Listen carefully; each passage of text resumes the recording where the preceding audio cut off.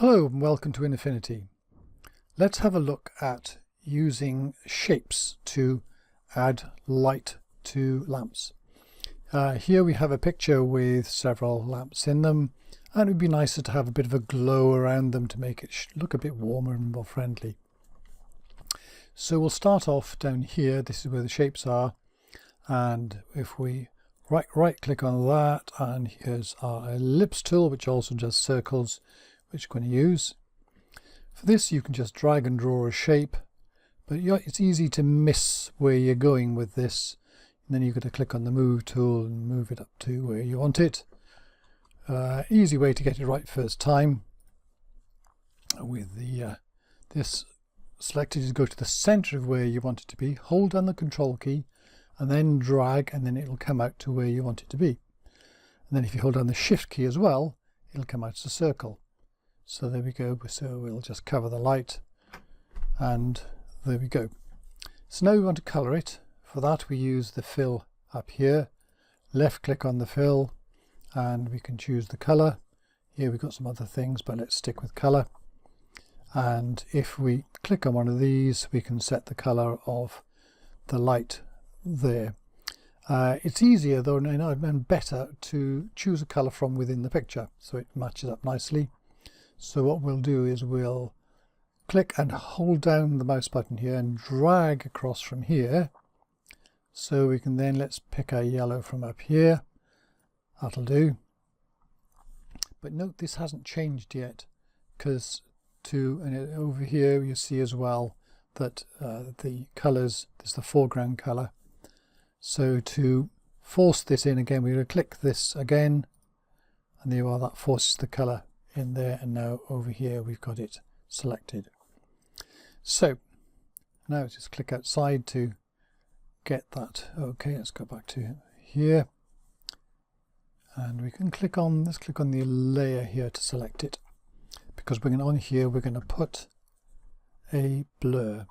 So we'll left click down here and go up to the Gaussian blur, which now appears here. And let's bring up the dialog for that. And now if we increase the radius, we can see that lighting there is kind of blurring, but it could be more blurred, but we've reached the end. One way to do this is to click on here and type in a new number. A number of the controls let you do this, and there, that's a bit better, isn't it? But another way is to move over this here and into the picture, and you can see there by the cursor there's a little horizontal line. That means if I click, hold down and drag, this is going to increase, and it'll also go beyond that 100 and make it as big as you want until it pretty much disappears. So now we can just move it up and down and visually decide where we want it. That looks about right. So we'll leave it there. And then we can just click to get rid of this. Now we've got a layer here where we've got the circle and the blur in it. So if you want more of these, we can just duplicate them. So we can go to Layer and Duplicate, or just hit Control J, which is easier usually. It ends up where it was before. Let's use the Move tool to move that to another light there. And if I hold the Control again, go to the corner point, hold down Control, then it will move to, drag it over as well, there, then Control J for another one, and put this one up here, go to the corner, select that and hit Control so I can bring that out, and Control J and bring that over here. Actually, if I go, you're going to select this first, Control J, then move it. There we go. Control and bring that in. There we go. And Control J again. Drag this over here. Here we go. That was a little bit non-circular, isn't it? Let's bring that over there. Let's see if we can adjust these as we go to make them fit in, and that'll do for there. So now these are lit up. What I'm going to do now is click on the top one, I hold down Shift key and get to the bottom one, and now what I can do is create a group. For that I'm going to go to Arrange and Group, although hitting Ctrl G is a good way of doing it too. Now these are all connected together as a group, which means if I change the opacity they'll all change together. So I can play with the opacity a bit to see if I like this.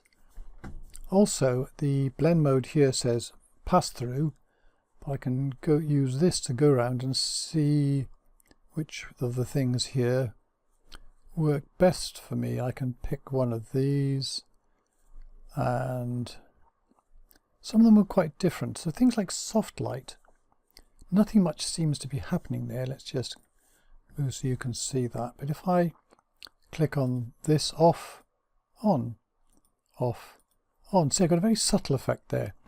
And I could say, yeah, I like that. I don't want this one to be too hazy, too visible. So let's just keep it like that. Now what we'll do is let's add some light underneath here. So a way we'll do that, so go back to here, see it shows here the last tool we used. The last tool was ellipse, but we'll right click on that again, and we'll go up and get the trapezoid. We click on that one.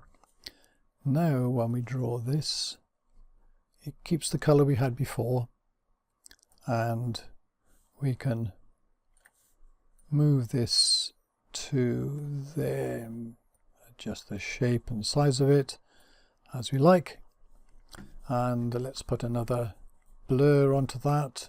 So we go down here to Live Filters, left click, up to Gaussian blur, bring up the dialog for that, and we can just come across here again and just drag to soften that out.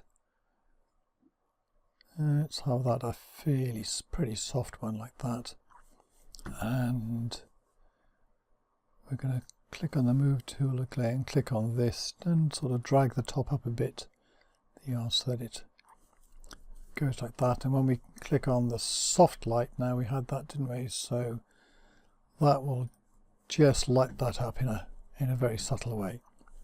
And then we can copy this around the other things and group them together like we did this, but I'll stop there and let you do that if you like. So there we go. Thank you very much for watching, and I hope you enjoyed that one. Bye-bye.